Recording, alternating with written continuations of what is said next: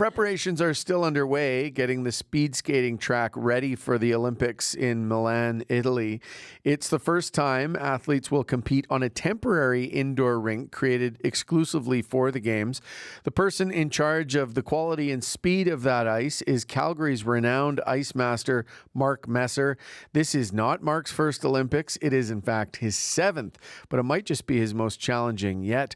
For more, we've got Mark joining us on Zoom from the town of Rowe, just north of Milan. So how are things shaping up? How close are you to ready at the rink? Well, we're getting closer anyway. We've got the ice installed. It's in a pretty good place, but we're waiting on a lot of other things to happen in the building. So we've done as much as we can at this point. A lot of construction still going on, set up, sound systems, lighting, everything's still going in, and that can affect the ice. So we're on a bit of a pause until a lot of that gets done. We can clean up after that and then finish up the ice preparations. Yeah.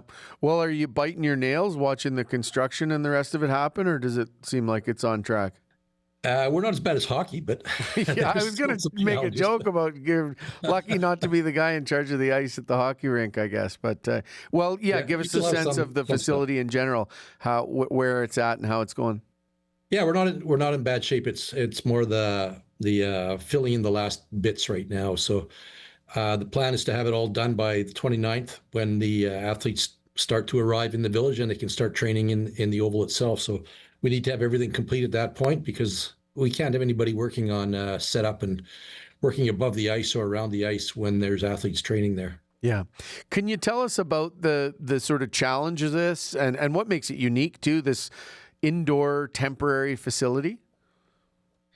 Yeah, it's an interesting one. What they've basically done is taken a place like BMO Center, taken two halls, put them together, and then we've put a temporary ice surface inside. So everything had to be built. We had to build an insulated floor before we even put the ice systems down. There's temporary bleachers around there, temporary dressing rooms. We had to change the HVAC system so that we could have dry air in there and the right temperatures in the building. Everything had to be fabricated from a bare building. So it's been very challenging. First time it's being done. There's been temporary ice made before, but not on this scale and not for the Olympics like this. So a lot of things we had to battle against. Getting the capacities out of the refrigeration system, getting stable power was an issue for a while. Even just the fact that because we're built on insulation on a rubber matting system, that there's flex in the ice. So we're going to need to be thicker on the ice than we normally would, just so that the ice doesn't crack when we take a 6-ton Zamboni on it. Can you explain, I mean, I don't know how far into the weeds to get here, but a temporary refrigeration system, like, you used the BMO example, like how would you get an ice refrigeration system? Well, I guess what's the layer cake below what people are skating on? It's somewhat similar to what they do for the NHL games. When they have the outdoor games in the NHL, they bring in all the equipment. The refrigeration systems are brought in. They're temporary, but they're very full, and there's lots of capacity. But the floor itself is kind of it's like rubber tubes basically running across the surface. And what we do is we run a cold glycol mixture through there, about -10 or -15 degrees Celsius glycol. It makes the tubes cold, and then we can spray water on, which will freeze. The issue here is that we have to make so much ice before we stop having the flexibility in the tubing. So because it's a rubber tubing system, it's got a lot of flex. The NHL system, for example, is aluminum panels, which have a lot less flex. And they can make a little bit thinner ice. For us, we really have to worry about the temperature of the ice at the top where the skaters are interacting with it. But to get the right temperatures at the top, we really have to make the bottom cold because the ice is so thick. And then that can lead to other problems, such as it getting so cold that it wants to crack. We don't want it to crack, but It wants to crack, and the crack's coming right through to the surface.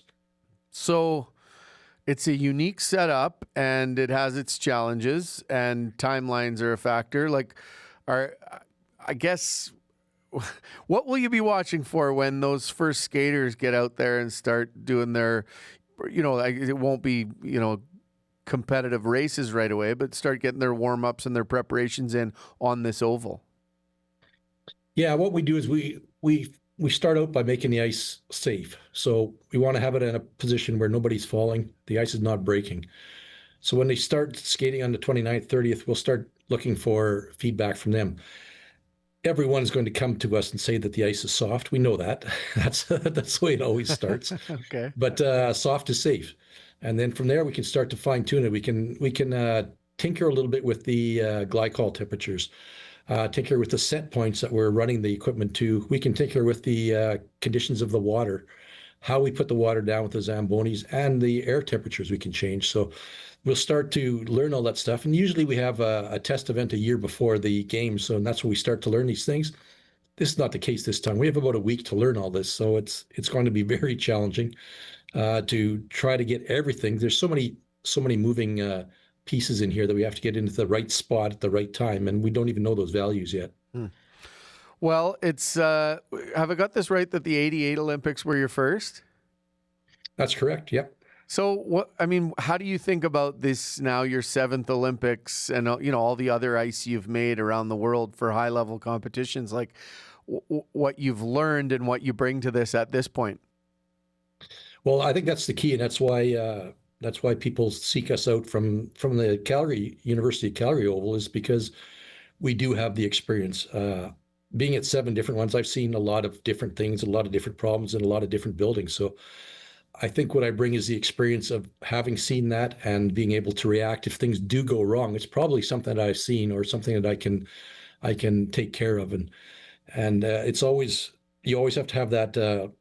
There's the active side of making the ice, and there's also the active side of crisis management. When things do go wrong, how do you react? And that's kind of the measure of the ice team, I think, is if things go wrong, can we salvage it? We've had other challenges at other games.